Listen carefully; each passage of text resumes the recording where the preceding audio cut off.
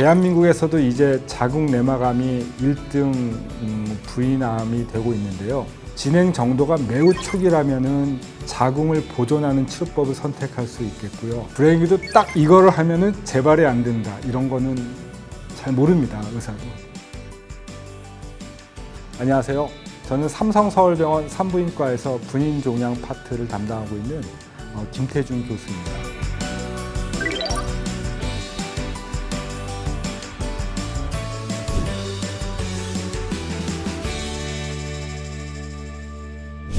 자궁 경부암과 자궁 체부암 이렇게 해부학적으로 크게 나눌 수가 있는데요. 자궁 입구에서 생기는 경부암의 경우에 주된 원인은 인유두종 바이러스이죠. 이런 바이러스에 의한 감염성 질환과 연관된다고 보고 있고요.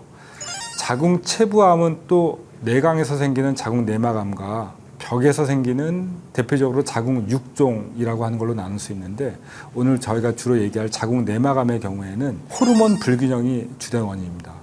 여성 호르몬은 크게 에스트로겐과 프로제스테론으로 나눌 수 있는데, 에스트로겐이 상대적으로 과다하게 되면 자궁 내막이 과증식하게 되고, 여기서 일부가 이제 암세포로 변환할 수 있는 거죠.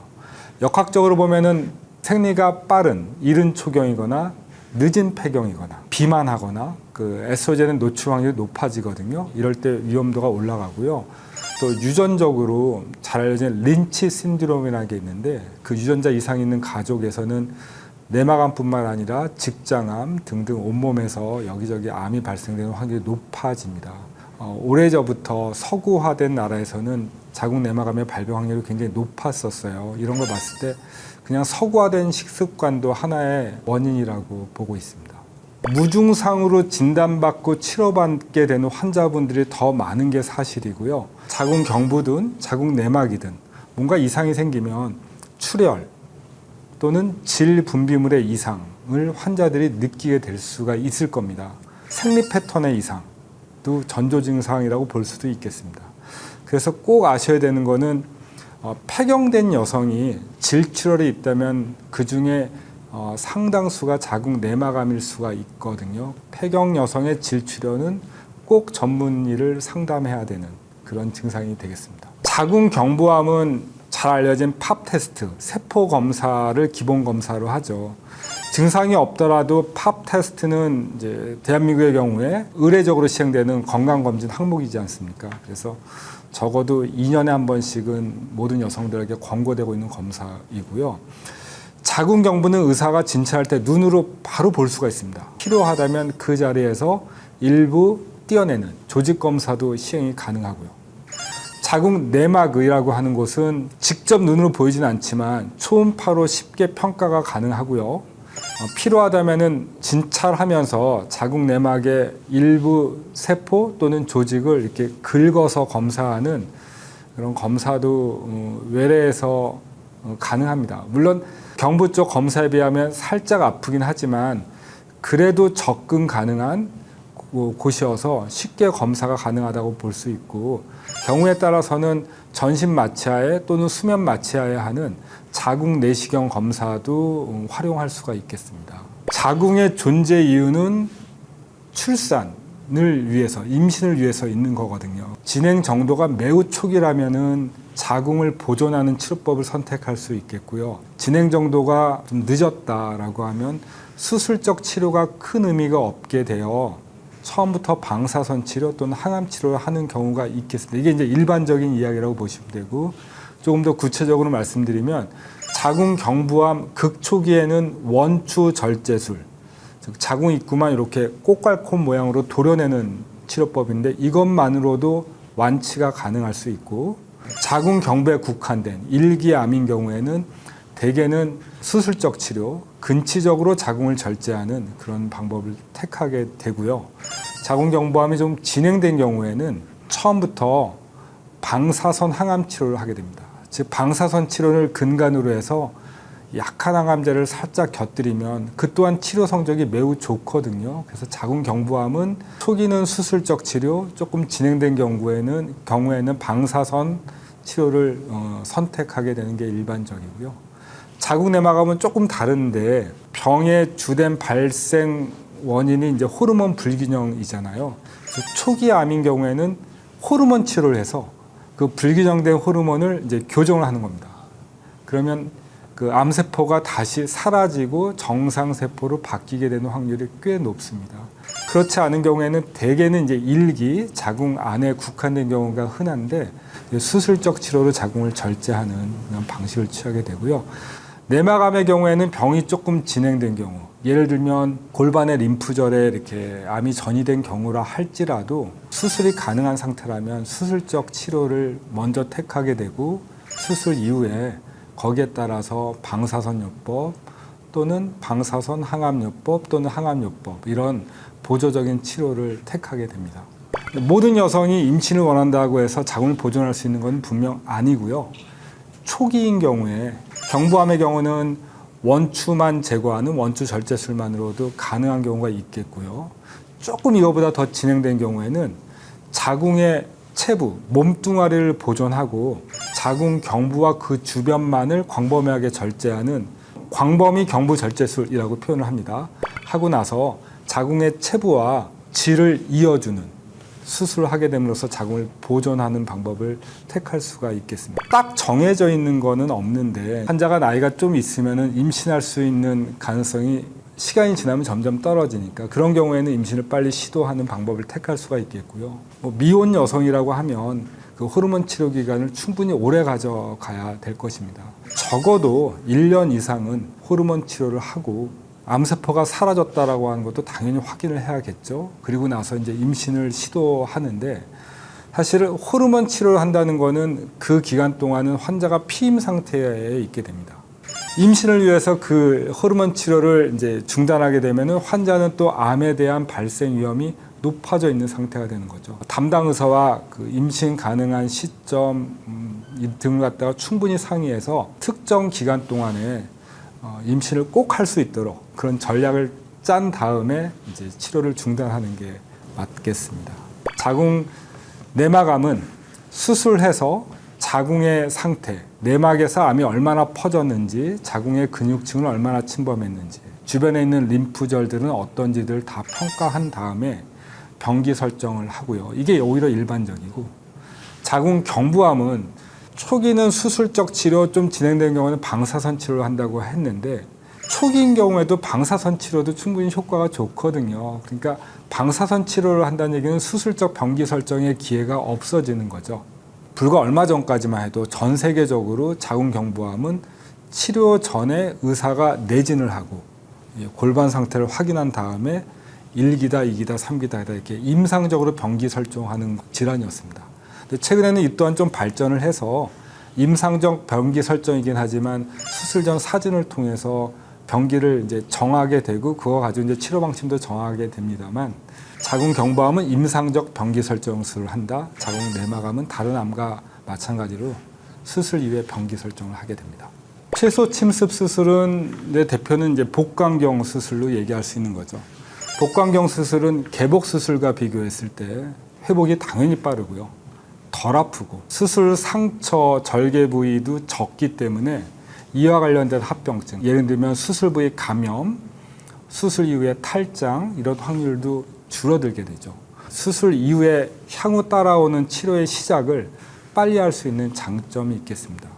이게 이제 최소 침습 수술의 장점인데 그 중에서 싱글 포트 수술 또는 단일공 수술이라고 하는 거, 또 요즘에 얘기 나오고 있는 V노츠 또는 질식 무융터 수술이라고 하는 것들은 이러한 장점을 극대화하기 위해서 구멍을 하나 또는 뚫지 않고 수술하는 것을 말합니다. 근데 그 과정을 생각해 보면은 수술하는 의사의 부담이 조금 더 갈 수밖에 없거든요. 그러다 보니까 좀 제한적으로 하시는 분들도 있고 의사의 스킬에 따라 그걸 훨씬 더 이렇게 널리 모두한테 적용하는 분들도 있을 거라고 보고요. 또 최근에는 그러한 의사의 부담을 줄이고 수술의 안정성을 확보하기 위해서 로봇이라고 하는 기계를 활용해서 싱글포트 수술, 단일공 수술 또는 노츠 수술을 하는 경향도 높아지고 있습니다. 대한민국은 그 수가가 정해져 있어서 싱글포트 복강경을 하거나 아니면 일반적인 복강경을 하거나 그 비용은 동일합니다. 물론 사용하는 기구에 따라서 환자분이 조금 더 부담해야 되는 그런 기구들이 있긴 하지만 제 경험으로는 그 두 가지 접근법이 크게 차이 난다고 보지는 않고요. 아시다시피 로봇 수술은 대한민국에서는 이제 환자가 전액 부담해야 되는 수술이다 보니까 비용 부담이 더해지겠죠. 자궁 내마감 수술의 경우에는 경부암 수술에 비하면은 싱글포트 수술로 하기에 매우 적절합니다. 자궁을 절제하고 림프절을 확인하는 그런 수술에 있어서 저는 거의 대부분의 경우에 이제 싱글포트 수술, 단인공 수술을 적용하고 있습니다. 그렇지는 않고요. 수술 환자 선택에 있어서 고민하게 하는 거는 비만하다던가 환자가 잦은 복강내 수술로 인해 심한 유착이 의심되는 경우에 수술이 매우 어려워집니다. 이제 그런 경우에는 싱글포트 수술, 노출 수술로 하기에 어려움이 있겠죠. 그래서 수술 전에 평가하는 것도 중요해서 어떻게 할지 미리 정하고 들어가는 경우도 있고요. 싱글포트 수술로 시작을 해서 즉 배꼽에 구멍 하나를 내서 수술을 하다가 환자의 안전을 위해서는 싱글포트보다는 그냥 일반적인 복강경이 좋겠다라고 하면 구멍을 더 뚫고 수술장에서 변환해서 수술을 하면 되니까 그거를 결정하는 게 아주 그렇게 절대적인 문제가 된다라고 보기는 어렵습니다. 만약에 암세포가 림프절로 전이가 되었다면 첫 번째 갔을 것으로 추정되는 그 림프절을 감시 림프절이라고 부르고 수술을 할 때 특수한 형광 물질을 자궁 안에다가 주입을 합니다. 물론 환자는 마취 상태이고요. 그리고 한 5분, 10분 기다리면 그 액이 이렇게 흘러 들어가는 거를 우리가 특수 카메라로 수술하면서 확인을 해요. 그러면 이렇게 암세포가 진행됐겠구나라고 하는 그 지도를 그릴 수가 있고 그 지도 하에서 주요한 감시 림프절을 콕 찾아내서 그거를 절제하는 거예요. 방식입니다. 그리고 의학적으로 보면 감시 림프절 절제를 한다는 거는 꼭 필요한 중요 림프절만 띄어서 그 림프절을 매우 면밀하게 암이 있는지를 확인하는 겁니다. 림프절 전이를 확인하는 가능성을 훨씬 더 높입니다. 진단의 정확도는 올라가고 수술 관련 합병증, 후유증은 줄어드는 그런 방식이 되겠고요. 우리가 자궁 경부암이든 내막암이든 수술할 때 림프절은 골반 부위, 즉 다리 쪽으로 가는 혈관 옆에 있는 것들, 그리고 복부 안에 대동맥 주변에 있는 림프절까지 종종 이제 수술 범위에 들어가긴 하는데 혈관에 대한 손상 위험도가 존재하죠. 사실 고난이도 테크니라고 볼 수 있거든요. 근데 감시 림프절만 딱 잘 찾을 수 있다면 수술하는 의사의 부담도 줄어들고요. 수술 시간도 줄어드는 장점이 있겠습니다. 많은 암 환자 이제 생존하신 분들이 림프절을 다 떼고 나면은 하지 부종 같은 만성적인 후유증이 생길까 걱정을 하거든요. 30분, 1시간 정도 산행을 했다고 하면 다리가 무거워지는 그런 불편함을 겪는 거가 흔한 겁니다. 부종까지는 아니더라도 그런 불편함을 이제 일생 동안 겪으면서 조심하면서 지내게 되는데 그런 위험도도 굉장히 감소시킬 수 있는 거죠. 감시 림프절은 한쪽에 한두 개 정도의 림프절을 떼는 건데 그런 환자들을 재활학과 선생님하고 이렇게 추적 관찰을 하면서 객관적으로 평가했을 때 하지 부종의 합병증은 거의 생기지 않았어요. 모든 환자가 이렇게 할 수 있는 건 아니에요. 확률적으로 오른쪽 왼쪽으로 봤을 때 한 80-90% 정도에서는 감시 림프절 절제술이 성공을 하고요. 한 10에서 20% 정도는 우리가 그런 시도를 함에도 불구하고 감시 림프절이 찾아지지 않는 경우가 있습니다. 그런 경우에는 부득이하게 그쪽의 림프절을 좀 더 많이 절제하는 수술을 하게 됩니다. 암치료를 위해서 피할 수 없는 후유증일 수밖에 없고 이제 모든 환자에서 생기는 건 아니고 이것도 이제 보고마다 이제 확률은 좀 다른데 제가 이제 이해하기에는 한 8분의 1 정도의 확률로 하지 부종 관련 어떠한 불편함을 느끼는 걸로 이제 보고 있습니다. 그래서 장시간 무리한 활동은 자제하는 게 좋겠고요. 결국 림프 흐름이라고 하는 거는 조직액의 흐름이거든요. 그래서 발끝까지 내려간 조직액이 우리 몸통으로 잘 돌아오는 게 부실하다 보니까 어느 정도 활동하고 나면 환자 스스로 그 주행 방향으로 마사지를 하던가 쉬던가 다리를 좀 높이 올려놓고 누워 계시거나 이런 것들을 생활 습관으로 하시는 게 가장 중요하겠고요. 체중도 부담이 될 수 있죠. 그러니까 체중 늘지 않도록 관리하시는 것도 좋겠고, 때로는 압박 스타킹, 또 전문가의 마사지, 또 전문가의 재활 치료가 필요한 영역도 있어서 그런 증상이 심한 분들은 저희가 재활학과 선생님께 잘 연계해서 관리를 하고 있습니다. 유지요법이라고 하면 사실 어떤 치료를 말씀하시는 건데요. 초기 암인 경우에 자궁 경부암이든 자궁 내막암이든 대개는 수술적 치료 또는 수술 이후에 방사선 치료 정도로 끝나게 되고, 유지요법은 없고요. 사실은 이제 지속적인 암 재발에 대한 추적 관찰을 하게 되고요.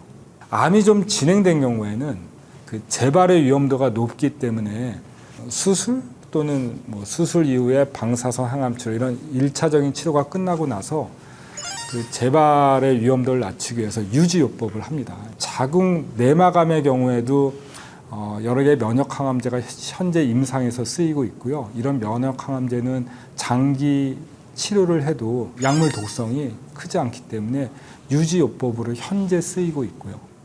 자궁 경부암의 경우에도 혈관 생성을 억제하는 표적 치료제와 또는 면역 항암제 이런 것들을 단독 또는 복합적으로 해서 진행된 암인 경우에, 또는 재발암 환자의 경우에도 마찬가지입니다만 현재 임상에서 널리 사용되고 있습니다. 저희가 하는 영역은 주기적으로 정기 검사를 통해서 암이 혹시 재발한다면 그 또한 일찍 발견해서 적절한 치료를 하고자 하는 역할을 하는 거죠. 의학적으로 우리가 그 질환이 왜 생기는지는 좀 많이 알지만 하필 그 환자한테 그 질환이 생겼는지는 사실 그 환자가 제일 잘 알 수 있는 영역이거든요. 과도한 스트레스, 좋지 않은 식습관, 체중이 좀 과다하다거나 이런 것들을 본인 스스로 찾을 수가 있을 거예요. 환자는 그 추적 관찰 동안에 스스로 찾은 그 본인의 과거의 문제점을 재발하지 않도록 노력하셔야죠. 건강하지 않은 음식을 주로 먹었다고 하면 건강한 음식으로 바꾸시고, 운동이 부족했다면 운동을 더 하셔야 되고요. 스트레스가 과한, 매우 예민한 성격이라면 그 성격을 조금 이렇게 무난하게 하시려는 그런 노력을 하시라고 권하고 있습니다. 암도 그 환자분이 만들어낸 거잖아요, 몸 안에서. 거꾸로 얘기하면 그 환자분의 면역세포 등으로, 환자분의 노력으로 암세포도 죽일 수 있지 않을까라는 생각도 합니다. 그래서 믿을 수 있는 선생님과 같이 그 치료 과정을 잘 이렇게 걸어가는 게 중요하다고 당부드리고 있습니다.